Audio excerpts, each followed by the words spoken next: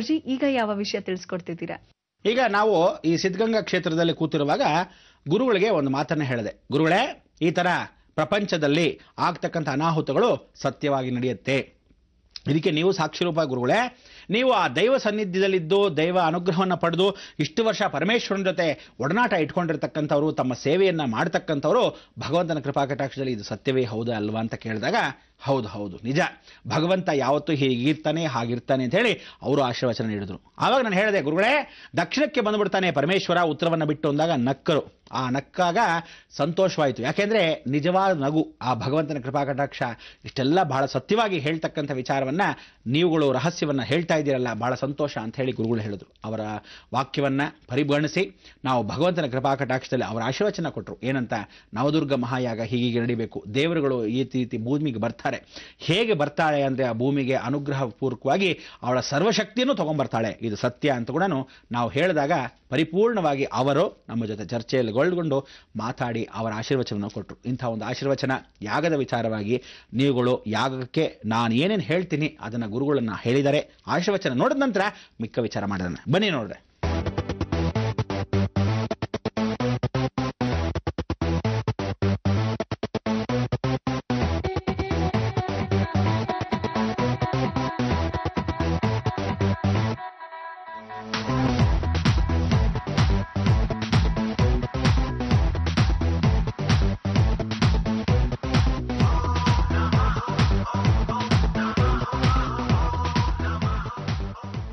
ಮೊನ್ನೆ ದಿವಸ ಒಂದು ದೀಪೋತ್ಸವ ಅಂತ ಮಾಡಿದ್ವಿ ಗುರುಗಳೇ. 22ನೇ ತಾರೀಕು ಲೋಕಕ್ಕೋಸ್ಕರ ಜಾತಿ ಮತ ಭೇದವಿಲ್ಲದೆ ಎಲ್ಲರಿಗೂ ಒಳ್ಳೇದಾಗ್ಲಿ ಅಂತ ಒಂದು ದೀಪೋತ್ಸವನ. ಯಾಕಂದ್ರೆ ನಮ್ಮಲ್ಲಿ ಶಾಂತಿ ವಿಚಾರ ಬಿಟ್ರೆ ಇನ್ನೇನೂ ಇಲ್ಲ ಗುರುಗಳೇ. ನಮ್ಮ ಕೈಯಲ್ಲಿ ಧರ್ಮ ಒಂದು ಬಿಟ್ರೆ ಶಸ್ತ್ರಾಸ್ತ್ರಗಳು ಇಟ್ಕೊಂಡು ಏನೂ ಮಾಡೋಕ್ಕಲ್ಲ ಪ್ರಕೃತಿ ಮುಂದೆ. ಯಾಕಂದ್ರೆ ಅಂಥ ಒಂದು ಮಾತೆ ಮುಂದೆ ಆಗೋದಿಲ್ಲ. ಅದಕ್ಕೆ ಆಮೇಲೆ ಈ 12ನೇ ತಾರೀಕು ಮೇ 6ರಿಂದ 18 ಒಳಗೆ ಗುರುಗಳೇ ಜಗನ್ಮಾತೆ ಭೂಸ್ಪರ್ಶ ಮಾಡ್ತಾಳೆ. ಈ ಚಾಮುಂಡೇಶ್ವರಿ ಕ್ಷೇತ್ರಕ್ಕೂ ಬೆಂಗಳೂರು ಕ್ಷೇತ್ರಕ್ಕೂ ಮಧ್ಯ ಬಿಂದುವಲ್ಲಿ ಭೂಸ್ಪರ್ಶ ಮಾಡ್ತಾಳೆ ಗುರುಗಳೇ. ಆ ಜಗನ್ಮಾತೆ ಭೂಸ್ಪರ್ಶ ಮಾಡಿದಾಗ ಶಿವನ ಸಂಗಮವಾಗುವ ಸಮಯ ಅಂತ. ಮೇ 6ರಿಂದ 18 ಒಳಗೆ ಗುರುಗಳೇ. ನಾವು ಆ 12ಕ್ಕೆ ಎಲ್ಲರೂ ಯಾರೋ ಬಂದಾಗ ಸ್ವಾಗತ ಮಾಡ್ತಾರೆ ಗುರುಗಳೇ. ಆದ್ರೆ ಜಗನ್ಮಾತೆ ಬರ್ತಾ ಇದ್ದ ಆ ಮುಹೂರ್ತಕ್ಕೆ ಸ್ವಾಗತ ಮಾಡೋರು ಯಾರೂ ಇಲ್ಲ. ಆದ್ರಿಂದ ನಾನು ನವದುರ್ಗ ಮಹಾಯಾಗವನ್ನ ಆ ದಿನ 12ನೇ ತಾರೀಕಿಗೆ ಇಟ್ಕೊಂತಿದ್ದೀವಿ ಗುರುಗಳೇ. ಆ ನವದುರ್ಗ ಯಾಗ ಏನಕ್ಕೆ ಅಂದ್ರೆ ಲೋಕಕ್ಕೋಸ್ಕರ, ಲೋಕ ಕಾರ್ಯಕ್ಕೋಸ್ಕರ ಯಾರ್ಯಾರು ದುಷ್ಟರಿದ್ದಾರೆ, ಎಲ್ಲೆಲ್ಲಿ ಲಂಚ ಅಂತ ಘೋರ ಅಪರಾಧ ಮಾಡಿರ್ತಾರೆ, ಇವ್ರನ್ನೆಲ್ಲ ಸಂಹಾರ ಮಾಡಕ್ಕೆ ಖಂಡಿತವಾಗ್ಲೂ ನಿಂತ್ಕೊಂತಾಳಂತೆ ಗುರುಗಳೇ. ಆದ್ರಿಂದ ಅಂಥ ಒಂದು ದುಷ್ಟ ಶಕ್ತಿಗಳನ್ನೆಲ್ಲ ಅಳಿಸಕ್ಕೆ ಅವಳು ಬಂದಾಗ ನಾವು ಆ ಜಗನ್ಮಾತೆಗೆ ಪ್ರೋತ್ಸಾಹ ಕೊಟ್ಟು, ನೋಡಮ್ಮ ನೀನು ಖಂಡಿತ ಬಂದಿದ್ದು ತುಂಬಾ ಸಂತೋಷ. ಯಾಕಂದ್ರೆ ಅವಳ ಖಡ್ಗ ಆಯುಧಗಳೆಲ್ಲ ಬಹಳ ದಿವಸದಿಂದ ಕೊರಗೋಗಿದೆಯಂತೆ, ಯಾರು ಇಲ್ಲ ಬಲಿ ತಗೊಳಕ್ಕೆ ಅಂತ. ಆದ್ರಿಂದ ಇಷ್ಟೆಲ್ಲ ದುಷ್ಟರು ರೆಡಿ ಆಗ್ತಾ ಇರೋದ್ರಿಂದ ಬಹಳ ಒಳ್ಳೇದು ಅಂತ ಜಗನ್ಮಾತೆಗೆ ಈ ಒಂದು ಯಾಗವನ್ನು ಮಾಡ್ತಿದ್ದೀವಿ. ಅದಕ್ಕೆ ಒಂದು ಆಶೀರ್ವಚನ ತಾವು ಹೇಳ್ಬೇಕು.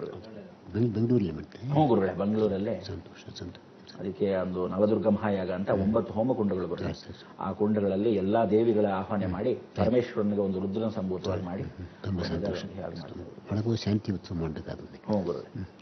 ಅದರಲ್ಲಿ ಒಳ್ಳೆಯ ಫಲವು ಉಂಟು. ಎಲ್ಲ ಪ್ರಭಾವ ಜನ ಸಮಾಜ ಉಂಟಾಗ್ತದೆ, ಫಲವೂ ಉಂಟು ಅದರಲ್ಲಿ. ಎಲ್ಲ ಹ್ಞೂ ಗುರುಗಳೇ. ಶಕ್ತಿ ಮುಂದೆ ವಿಜ್ಞಾನ ಯಾರು ಏನು ಮಾಡಲಿಕ್ಕೆ ಆಗುವಂತ ಆಗಲ್ಲ ಗುರುಗಳೇ. ಶಕ್ತಿ ಅದೇ ವಿಜ್ಞಾನ ಒಪ್ಕೊಂಡು, ವಿಜ್ಞಾನಕ್ಕೆ ಒಪ್ಕೊಂಡಿದ್ದಾರೆ. ಮಹಾಶಕ್ತಿ ಉಂಟು, ವೈಪರೀತ್ಯ ವಿಜ್ಞಾನದಲ್ಲಿ ನೆನಪಿಡ್ತಾರೆ. ಅವರು ಒಪ್ಕೊಂಡಿದ್ದಾರೆ. ವಿಜ್ಞಾನ ಮಾನಸಿಕ ಸೀಮಿತವಾಗಿರ್ತಕ್ಕಂಥ ಒಪ್ಕೊಂಡಿದ್ದಾರೆ.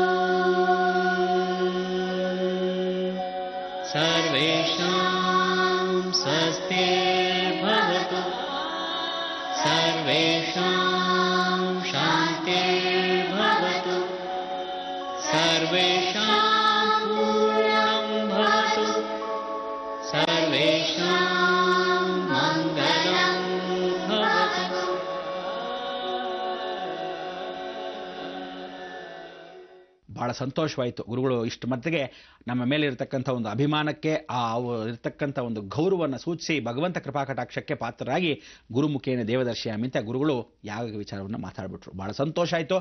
ಭಗವಂತನ ಕೃಪಾಕಟಾಕ್ಷ ಆದ್ದರಿಂದ ಇಷ್ಟೀ ನಾಡಲ್ಲಿ ಅಂಥ ಒಂದು ಕಾಡಿನ ಮಧ್ಯದಲ್ಲಿ ನಮ್ಮ ನಿವಾಸ. ಲಯ ಅಂತಕ್ಕಂಥದ್ದು ಮಹಾಲಯ.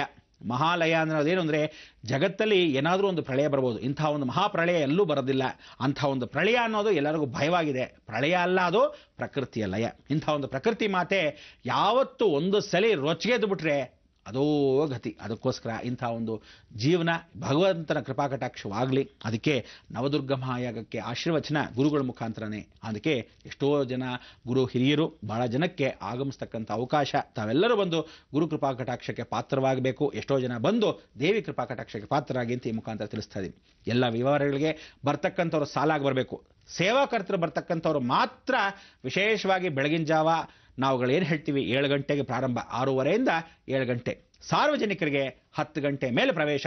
ಎಲ್ಲರೂ ಬರ್ತಕ್ಕಂಥವ್ರು ಅವಕಾಶ. ಅದರಿಂದ ನೀವೆಲ್ಲ ಬಂದು ಆ ಪೂರ್ಣಾಹುತಿಗೆ ಪಾಲ್ಗೊಂಡು ಪ್ರತಿಯೊಬ್ಬರು ಪ್ರಸಾದ ತಗೊಂಡು ಸ್ವೀಕರಣೆ ಮಾಡ್ಕೋಬೇಕು. ಡಿಸಿಪ್ಲಿನ್ ಇಸ್ ಬಹಳ ಮುಖ್ಯ. ಅದರಿಂದ ಎಲ್ಲರೂ ಹಳದಿ ಸೀರೆ, ಕೆಂಪು ಬಾರ್ಡರ್ ಮತ್ತು ಕೆಂಪು ಬ್ಲೌಸ್, ಈ ರೌಕಿಯನ್ನು ಕೆಂಪಾಗಿ ಇಟ್ಕೊಳ್ತಕ್ಕಂಥ ವಿಶೇಷ ದೇವರಿಗೆ ಗುರುಮಂಗಳ ಯೋಗಕ್ಕೆ ಬಹಳ ವಿಶೇಷವಾಗಿರ್ತಕ್ಕಂಥ ಅಂಶ. ಅದರಿಂದ ಬರ್ತಕ್ಕಂಥವ್ರು ಪ್ರಸಾದವನ್ನು ಸ್ವೀಕರಣೆ ಮಾಡಿದರೆ ಹೊರಭಾಗದಲ್ಲೇ ಬಂದು ಹೊರಭಾಗದಲ್ಲೇ ತೊಗೊಂಡು ಹೋಗಿ ವ್ಯವಹಾರ ಊಟ ಮಾಡಬೇಕೆ ಹೊರತು ಒಳಭಾಗದಲ್ಲೇ ಯಾರೂ ಚೆಲ್ಲಬಾರ್ದು. ಈ ರೀತಿಯಾಗಿ ವಿಚಾರಣೆ. ಬರ್ತಕ್ಕಂಥವ್ರೆಲ್ಲ ಸಾಲಾಗಿ ಬರಬೇಕು, ಸಾಲಾಗಿ ಹೋಗಬೇಕು. ಗಮನ ಇಟ್ಕೊಳ್ಳಿ. ಗಿಶ್ಶು ಅಂತ ಏನೂ ಮಾಡ್ಕೋಬಾರ್ದು. ಎಲ್ರಿಗೂ ದರ್ಶನವಾಗುತ್ತೆ, ಭಗವತಿ ಕೃಪಾಕಟಾಕ್ಷ ಆಗುತ್ತೆ. ಸಾಲಾಗಿ ಬರೋಕ್ಕೆ ವ್ಯವಸ್ಥೆಗಳು ಮಾಡಿದ್ದೀವಿ. ಇಂಥ ಒಂದು ವ್ಯವಸ್ಥೆಗೆ ನೀವೆಲ್ಲ ಭದ್ರಾಗಿರಬೇಕು. ಅದಕ್ಕೆ ಇಂಥ ವ್ಯವಸ್ಥೆ ಏನೇನು ಅಂದರೆ ನೀವು ಯಾವ ಕಾಲಕ್ಕೂ ಎಲೆಕ್ಟ್ರಾನಿಕ್ ಡಿವೈಸಸ್ ತರಲೇಬಾರದು. ಮೊಬೈಲ್ ಫೋನ್ಗಳು, ಪಾದರಕ್ಷೆಗಳನ್ನೆಲ್ಲ ದೂರ ಇಡಬೇಕು. ಮೊಬೈಲ್ ಫೋನ್ಗಳನ್ನೆಲ್ಲ ಎಲ್ಲ ಆಫ್ ಮಾಡ್ತಕ್ಕಂಥ ವಿಚಾರ.